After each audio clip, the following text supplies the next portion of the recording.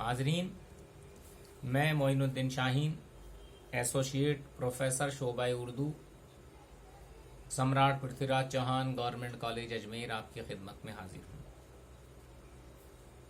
اب تک ہم نے گولکنڈہ میں اردو کے 4 پارٹ آپ کے سامنے پیش کیے۔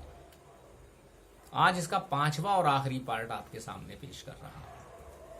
یعنی آج کی نشست کے بعد گولکنڈہ میں اردو شاعری کے آغاز و ارتقاء کا یہ سلسلہ منقطع ہو جائے گا، اور آج ایک بہت بڑے شاعر کے بارے میں ہم گفتگو کر رہے ہیں، وہ ہیں ولی دکنی۔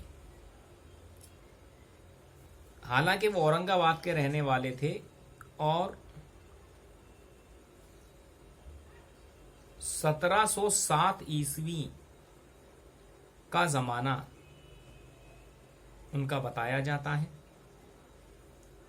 اور انتقال 1744 میں ہو گیا تھا۔ یہ وہ زمانہ تھا جب ان کے مقابلے کا کوئی شاعر موجود نہیں تھا۔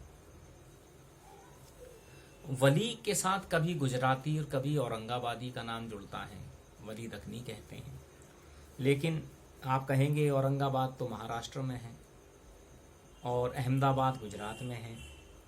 ولی اصل میں ایک مست مولا آدمی تھے، جہاں ان کو پسند آتا تھا رہتے تھے، لیکن دکن کی سرزمین پر بھی انہوں نے گولکنڈہ اور اس کے آس پاس کے علاقے میں اپنی خدمات انجام دی۔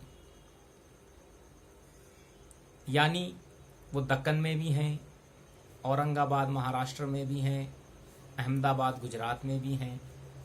تو آپ کو یہ تمام لفظ پڑھ کے کنفیوزڈ نہیں ہونا ہے، ولی سب کے تھے۔ ولی کی کلیات منظر عام پہ آئی ہے، جس میں تمام مروجہ اصناف میں طبع آزمائی کی گئی ہے۔ حالانکہ ان کی طبیعت غزل کی طرف مائل تھی۔ ان کی غزلیں عام طور پہ سادہ و سلیس ہوتی تھیں۔ عاشقانہ مضامین کے علاوہ اخلاقی مضامین بھی ان کی غزلوں میں موجود ہوتے تھے۔ تصوف کی چاشنی ان میں ملتی تھی، انداز بیان میں لطافت و شیرینی ملتی تھی، زبان بہت زیادہ صاف تھی، فارسی اور مقامی الفاظ و تراکیب کا بھرپور استعمال کرتے تھے، جو اپنی نظیر آپ ہوا کرتے تھے۔ صاحب دل تھے، اس لیے کلام میں سوز و گداز کا ہونا لازمی تھا، اور جو بھی وہ کلام پیش کرتے تھے وہ مثالی ہوتا تھا۔ ان کے قصیدے بھی حیرت انگیز ہوتے تھے۔ اس کے علاوہ شوکت الفاظ، محاکات، غرض کامیاب قصیدہ نگار کی حیثیت سے بھی وہ مشہور ہوئے۔ دہلی آنے کے بعد، اب دیکھیے پہلے بات چل رہی تھی دکن کی، پھر چل رہی اورنگ آباد کی، پھر چل رہی تھی احمد آباد کی، اور اب دلی پہنچ رہے ہیں۔ یعنی ولی کو ہم کسی ایک زمرے میں نہیں رکھ سکتے۔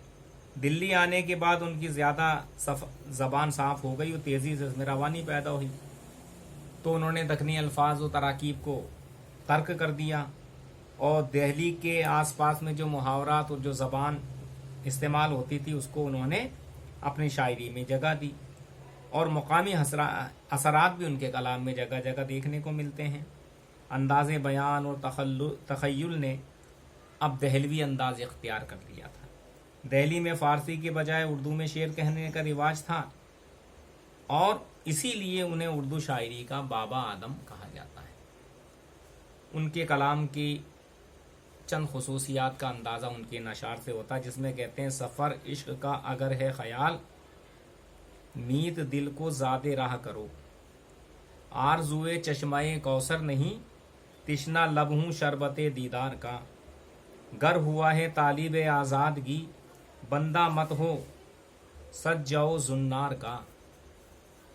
اس کے علاوہ بھی ان کے کچھ اور اچھے شعر ہیں، تصوف کے اصطلاح میں ہیں کہ شغل بہتر ہے عشق بازی کا، کیا حقیقی کا کیا مجازی کا، آج تیری بھوان مسجد میں ہوش کھویا ہے ہر نمازی کا۔ آپ نے فارسی کے بڑے شاعروں کا بھی اقتباء و تقلید کی ہے۔ اسی لیے اردو کو فائدہ پہنچا اور ولی کو آدم الشعراء کہا گیا.